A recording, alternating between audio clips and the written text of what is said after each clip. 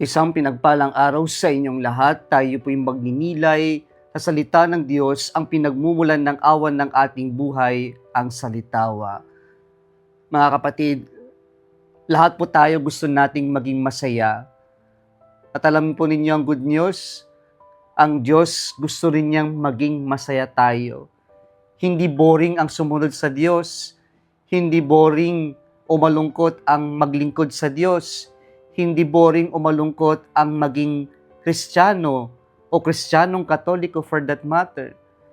Na hindi po boring at malungkot ang makapiling ang Diyos. Ang manatili sa Diyos. Mga kapatid, ito po ang magandang paalala ng Diyos sa atin ngayon. Nais niyang maging magalak tayo, maging masaya tayo sa buhay natin.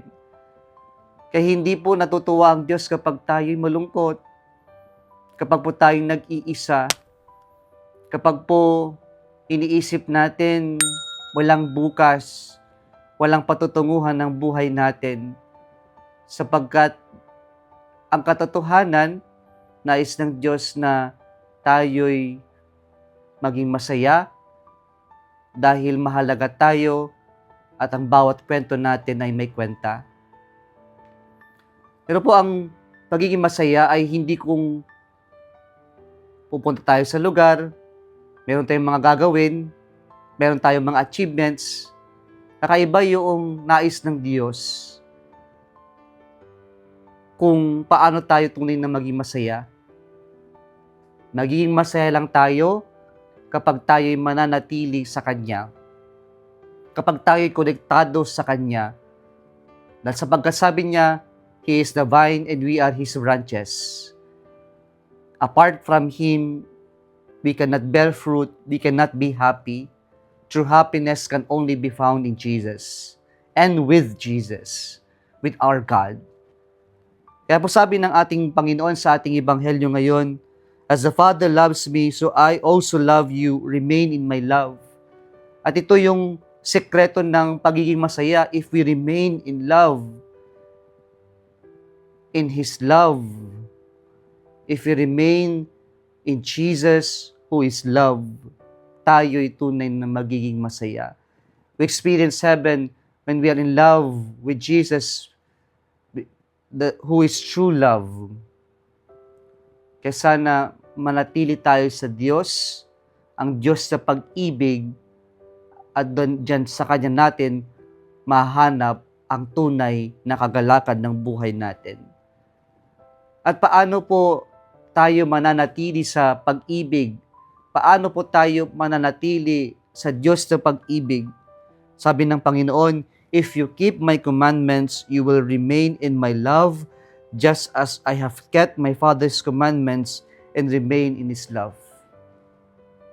And so, we show or express our love in God, in Jesus, when we remain, when we keep His commandments, when we are obedient to Him. Kapag tayo nakikinig, hindi lamang kapag komportable. Sa panahon natin kasi ngayon, ang dali nating mag-disconnect kapag nasasaktan tayo, kapag nahihirapan tayo. We either run away or disconnect ourselves from these people whom we consider toxic. Pero sa ating Panginoon, sinasabi niya sa atin ngayon, kahit na mahirap ang commandments ng Diyos, kahit na minsan salungat sa ating pananaw, ang manatili sa pag-ibig, ang manatili sa Kanya ay nangangahulugan na susunod tayo sa commandments ng Diyos. And later on, Jesus would reveal to us kung ano itong commandments na to na sinasabi niya.